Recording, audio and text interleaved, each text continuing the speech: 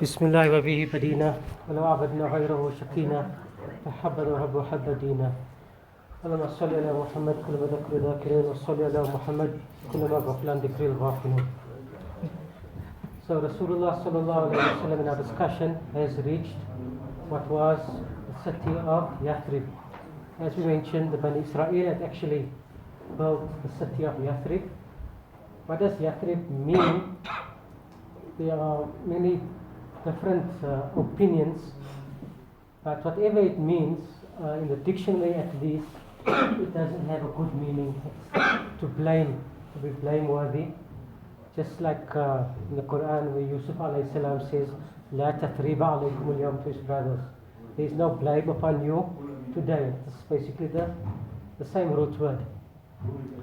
But whatever it means, it was not liked by Rasūlullāh sallallahu alayhi wa sallam. If a place or a person had a name Rasūlullāh sallallahu alayhi wa sallam did not like, Rasūlullāh sallallahu alayhi wa sallam always encouraged good names. So that's why it's no longer Yathrib, but it is Madinah Rasul, Madinah an-Nabawī sallallahu alayhi wa sallam, and many other good titles, Tayyibah, the pure city of Rasūlullāh sallallahu alayhi wa sallam. Of the initial meetings of Rasūlullāh sallallahu alayhi wa sallam, several were significant. First of all, we mentioned Rasūlullāh sallallahu alayhi wa sallam stayed with his cousin Abū Ayyūb al-Anṣārī radiallahu anhu, not direct cousin, a little bit removed. Abū Ayyūb radiallahu anhu had a double story. And because Rasūlullāh sallallahu alayhi wa sallam would obviously be receiving many people, Rasūlullāh sallallahu alayhi wa sallam felt it best that he stayed in the bottom, and Abū Ayyūb and his wife radiallahu anhuma, they would stay upstairs. But Abū Ayyūb radiallahu anhu found this very, very difficult.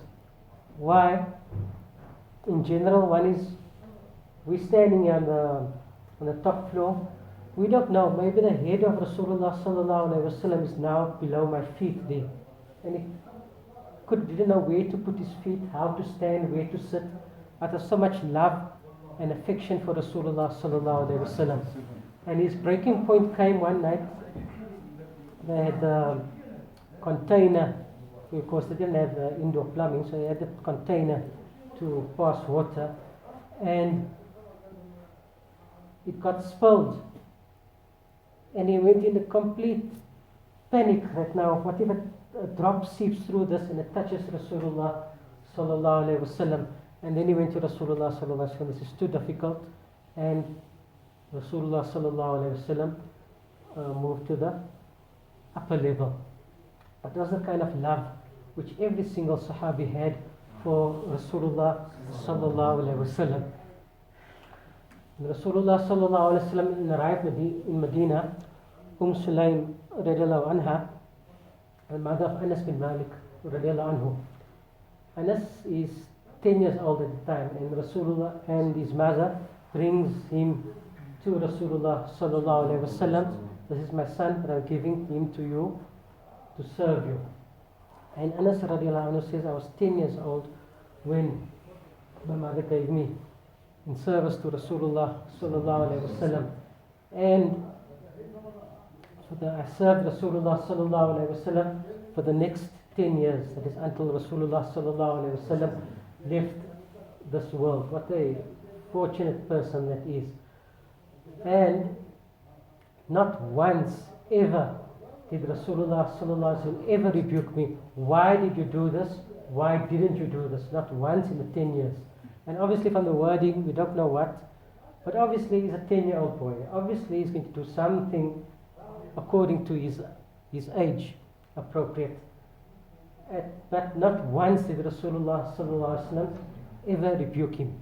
Instead, when he finds not only with Anas radiallahu anhu, but with other children also, Rasūlullāh sallallahu alaihi wasallam used to play and tease children.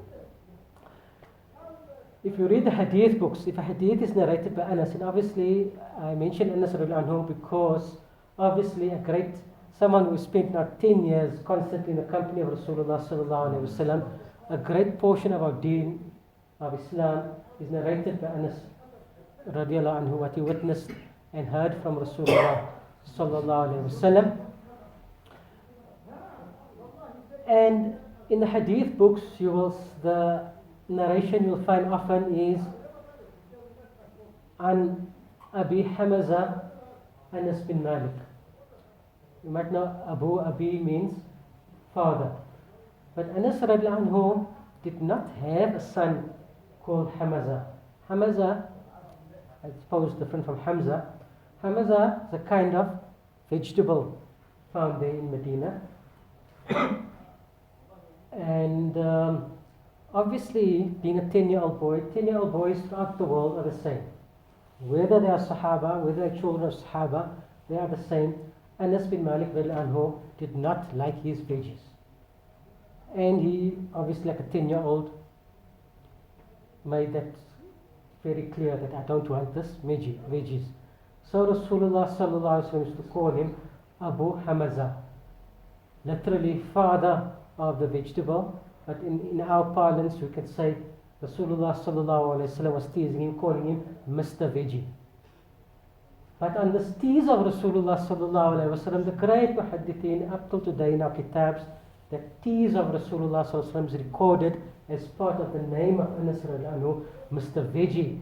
Anas radiallahu anhu narrates this hadith. That is the love of Rasūlullāh sallallahu alayhi wa sallam for all his ummatis, but especially for the weak, especially for children. And the barakah of Anas radiallahu anhu that he had from spending so much time in Rasūlullāh sallallahu alayhi wa sallam, that Allah granted him so much children, his children so much children, and so much grandchildren. Mentioned that on one occasion, Anas radiallahu anhu also lived to a very, very long age, close to a century, that one day, and obviously the Manāf wasn't that size as it is today, but still, by way of the number, one day Anas radiallahu anhu entered the Manāf with his children, his grandchildren, and his great-grandchildren, and they took up the entire Manāf of the time. So much blessings did he have from the du'as and service of having served Muhammad Rasūlullāh sallallahu alayhi wa sallam.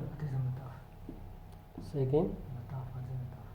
The Manāf is in the place that you make tawaf around the Kaaba. They came to make tawaf around the Kaaba. His entire family were making tawaf together.